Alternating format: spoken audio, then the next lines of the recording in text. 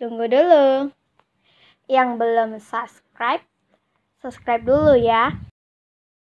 Karena subscribe itu gratis. Novel menikah saat SMA part 83. Bruk. Duh, Bunga mengadu kesakitan seraya memegang badannya yang terasa sakit. Bunga terjatuh dari tempat tidurnya. Bunga mengucek-ngucek matanya lalu membuka matanya perlahan. Ngigau gue tadi. Apa mimpi? Emang apa bedanya? Ah udahlah, gak ada gunanya gue mikirin itu. Dari Bunga seraya bangkit dari duduknya. Mana pantat gue sakit lagi. Bunga membuang napasnya pelan. Ia melirik ke arah tempat tidur. Untung gue lagi tidur. Atau enggak mati konyol gue yang ada. Kemudian Bunga melirik ke arah jam dindingnya. Jam 5:30. Bunga bergumam kecil lalu mengambil pakaian sekolah yang akan ia dan Boy gunakan untuk hari ini. Tidak lupa Bunga mempersiapkan mata pelajaran yang akan dipelajari nantinya. Iya, walaupun mereka saat ini tak baikan, apalagi Bunga yang merasakan sakit hati karena Boy. Tapi Bunga tetap menjalankan tugasnya menyiapkan keperluan Boy dengan berat hati. Setelah itu, Bunga mengambil bajunya dan pergi ke kamar mandi. Kurang lebih 10 menit, Bunga selesai melakukan semua aktivitasnya di kamar mandi. Saat Bunga keluar kamar mandi, tidak sengaja tatapannya bertemu dengan tatapan Boy. Dengan cepat, Bunga mengakhiri tatapan itu. Ia tidak mau tatapan itu nantinya akan beralih ke hati. Bukan karena Bunga tidak mencintai Boy. Hanya saja, sudahlah. Kalian juga tahu sebabnya Bunga melakukan itu. Tunggu dulu. Bukan berarti Bunga masih mencintai Boy. Lebih tepatnya tidak bencikah Bunga atas perlakuan Boy akhir-akhir ini kepadanya.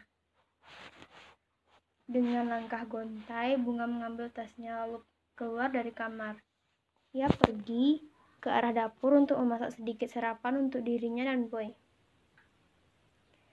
15 menit kemudian, Bunga selesai masak. Lalu Bunga memakan hidangan khusus untuknya. Beberapa menit kemudian, Bunga menyelesaikan semua kegiatannya. Hingga akhirnya sampailah di tahap akhir, yakni turun lift untuk menuju pangkalan ojek yang tidak jauh dari bangunan apartemennya berada. Bunga menelan salivanya dengan susah payah. Lagi-lagi dan lagi, Bunga harus melakukan itu sebelum keluar dari apartemennya.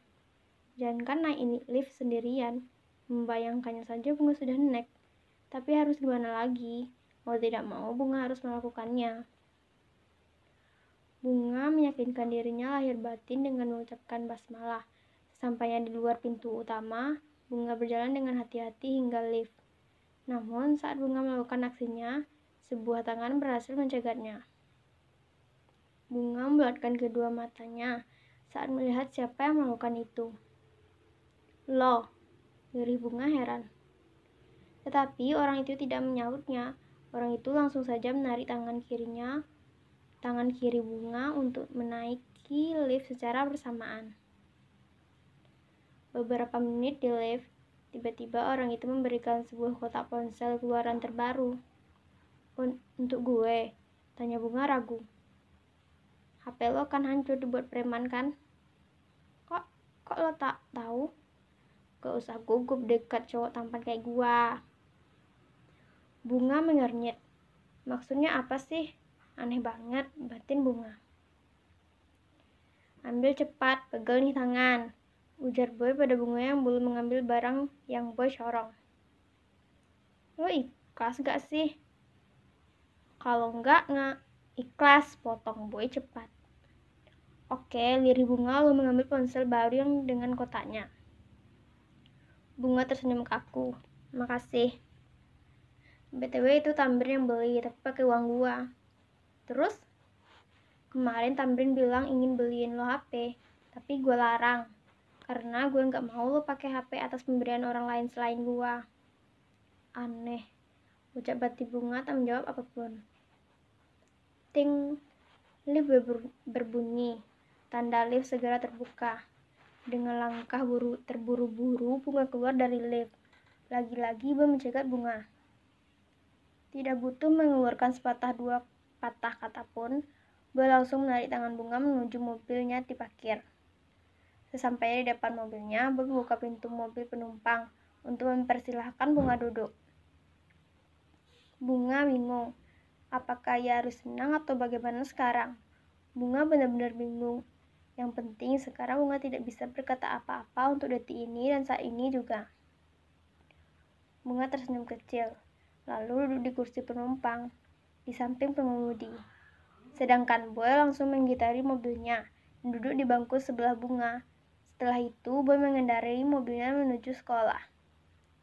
Kenapa dia suka berubah-ubah sih? Skip. Bunga hendak turun dari mobil Boy. Namun, Boy langsung mengunci mobilnya. Bunga memutar kepalanya melihat Boy. Kenapa dikunci? Boy menggeleng. Bunga mengernyit. Maksudnya apa sih? Kesal Bunga. Lo gak nanya gitu. Kenapa gue akhir-akhir ini? Bunga mengernyit lagi. Lo gak mau tahu kenapa gue berubah atau gimana gitu? Tampak Bunga berpikir sejenak. Jika ditanya hal seperti itu, iya pasti jawabannya mau banget. Tetapi kan masalah Bunga tidak mau menambah beban pikirannya setelah tahu alasan Boy melakukan semua itu. Mau nggak? Tanya Boy yang belum mendapatkan respon. Nggak kayaknya.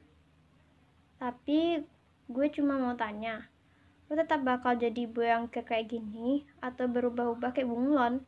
Tanya Bunga dengan nada di awal kalimat terdengar ngegas. Pasalnya tadi Boy hendak menyanggah Bunga. Wajah Boy langsung murung, tidak seperti di lift atau beberapa menit yang lalu. Boy tengah menatap sepatunya. Gue salah nanya ya? Bukan. Maksud gue, kayak gini aja deh. Kalau lo nggak mau jawab atau gimana nggak apa-apa kok, ujar Bunga belibet. Refleks, Boy melirik ke arah Bunga. Gue tahu kenapa lo nggak mau tahu tentang sikap gue akhir-akhir ini. Gue juga tahu kenapa lo nanya kayak gitu. Lo nanya karena lo ingin tahu penyebab sebenarnya.